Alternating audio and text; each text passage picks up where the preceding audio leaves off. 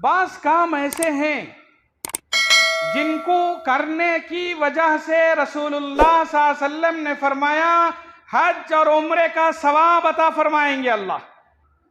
उनमें से एक अल्लाह के रसूल सल्लल्लाहु अलैहि वसल्लम ने फरमाया कि एक शख्स नमाज फज्र के लिए आया, नमाज फज्र उसने अदा कर ली, उसी जगह वो बैठा रहा और बैठने के बाद जिक्र अज़कार में मसरूफ़ रहा, बातों में नहीं, जिक्र अज़कार में मसरूफ़ रहा, दुआएं करता रहा सूरज के तुलू होने तक। नमाज फज्र अदा की, उसी जगह बैठा रहा, जिक्र और अज़कार में मशगूल रहा। फिर उसके बाद सूरज तुलू हुआ, 2 रकात इशराक़ की उसने पढ़ ली, अल्लाहु अकबर। रसूलुल्लाह सल्लल्लाहु अलैहि वसल्लम ने फरमाया उसे एक हज और उम्रे का कामिल सवाब अता फरमाएंगे। सोच कर देखिए हमारा कितना वक्त मोबाइल में गुजर जाता है, फजर के बाद हमारा कितना वक्त चाय पीने में गुजर जाता है। कभी कभी भीड़ की वजह से आधा घंटा हम चाय के लिए खड़े हो जाते हैं और हमारे औकात अखबारात में और दीगर कामों में गुजर जाते हैं। क्या ही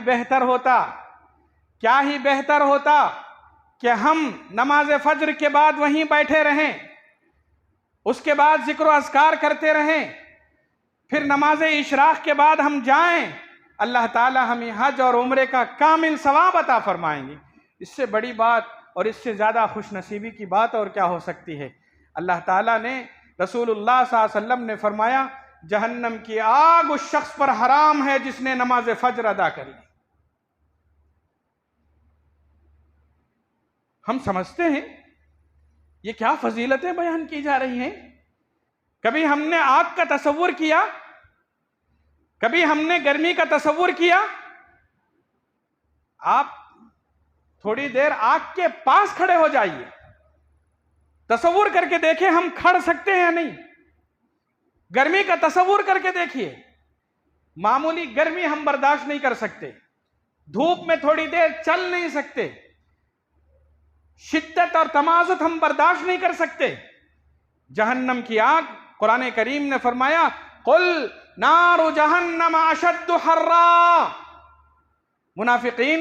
मुनाफिकीन ने जब जंग में जाने से इनकार किया, पसोपेश कर रहे थे, गर्मी की शिद्दत है हम क्यों जाएं, परेशान हो रहे थे, तो अल्लाह ताला ने फरमाया कि मुनाफिकीन ने जाकर रसूलुल्लाह सल्लल्लाहु अलैहि वसल्लम से बहाने करके उन्होंने रुखसत ले ली और आकर खुश हो रहे थे कि हम गर्मी से बच गए। फरिहल मुखल्लफून बिमक़ादिहिम खिलाफ रसूलिल्लाह व करिहु अन युजाहिदू बिअमवालिहिम व अनफुसिहिम फी सबीलिल्लाह व क़ालू ला तनफ़िरू फ़िल हर। मुनाफिकीन खुश हैं कि वो अल्लाह और उसके रसूल के साथ जिहाद पर जाने से गुरेज करते हुए हीले और बहाने उन्होंने कर लिए और लोगों से कहा कि तुम गर्मी में मत निकलो। अल्लाह ताला ने फरमाया इस गर्मी से घबरा गए, इस शिद्दत से घबरा गए, जबकि कुल नारु जहन्नम अशद्दु हर्रा, यहां की गर्मी तो क्या, वहां की गर्मी इससे ज्यादा सख्त है। और उस गर्मी से बचने के लिए अल्लाह ने नमाज हल बतलाया है और नमाज के साथ साथ फज्र के नमाज के सिलसिले में रसूलुल्लाह सल्लल्लाहु अलैहि वसल्लम ने फरमाया पढ़ो फज्र की नमाज, जहन्नम की आग आप पर हराम हो जाएगी, जन्नत में दाखिला नसीब हो जाएगा। सिर्फ जहन्नम से आज़ादी नहीं, बल्कि जहन्नम से आज़ादी के साथ साथ जन्नत में दाखिला। और एक और बड़ी बात बतलाऊं, अल्लाह के रसूल सल्लल्लाहु अलैहि वसल्लम ने फरमाया अल्लाह का दीदार नसीब होगा। सोच कर देख, दुनिया में हम किसी एक मामूली इंसान की एक झलक देखने के लिए घंटों खड़े रहते,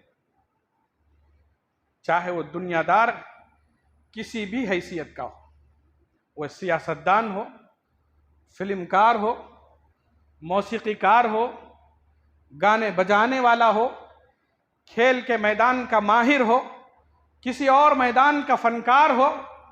वो सड़क पर से गुजरता है, भीड़ इकट्ठा होती है, वो जिस वक्त आने के लिए कहता है उससे घंटों बाद वो आता है, हमारे पैरों में दर्द तक नहीं होता, सिर्फ इस वजह से कि उसी की एक झलक देखना है।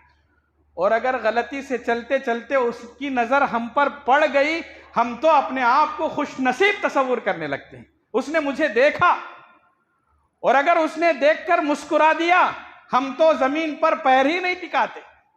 और अगर उसने ऑटोग्राफ दे दिया तो फिर हमारी खुशनसीबी की इंतहा ही नहीं रहती। अल्लाह अकबर, ये दुनियादार जहनियत सोचती है।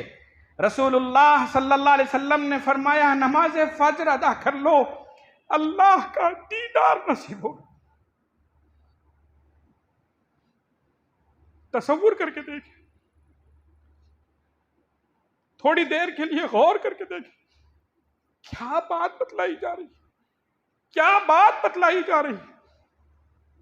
एक मर्तबा रसूलुल्लाह सल्लल्लाहु अलैहि वसल्लम अपने सहाबा के साथ बैठे, तशरीफ फरमाते। रावी कहते हैं रात का वक्त था, 14वीं तारीख थी, चांद चमक रहा था, 14वीं का चांद चमक रहा था। आपने सहाबा से कहा, देखो ये क्या है? कहा है 14वीं का चांद है। पूछा, इसको देखते हुए किसी किस्म की दिक्कत परेशानी महसूस हो रही है? कहा कि नहीं, देखने को अच्छा लगता है, किसी किस्म की दिक्कत और परेशानी नहीं हो रही है।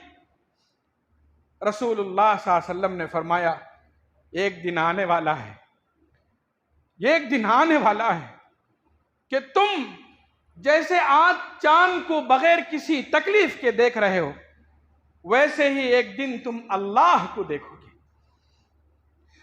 अल्लाह का दीदार नसीब होगा। सहाबा ने पूछा, या रसूल अल्लाह, वो कौन सा अमल है, वो क्या काम है जिसकी वजह से हम अल्लाह को आसानी से देख सकेंगे?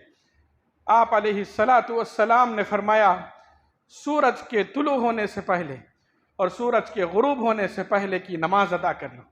नमाज फज्र के सिलसिले में रसूलुल्लाह सल्लल्लाहु अलैहि वसल्लम ने फरमाया कि जब आप ये पढ़ेंगे, अल्लाह का दीदार नसीब होगा। कितनी फजीलतें, कितनी अहमियतें बतलाई गई है। यहाँ रुक कर थोड़ी देर के लिए हम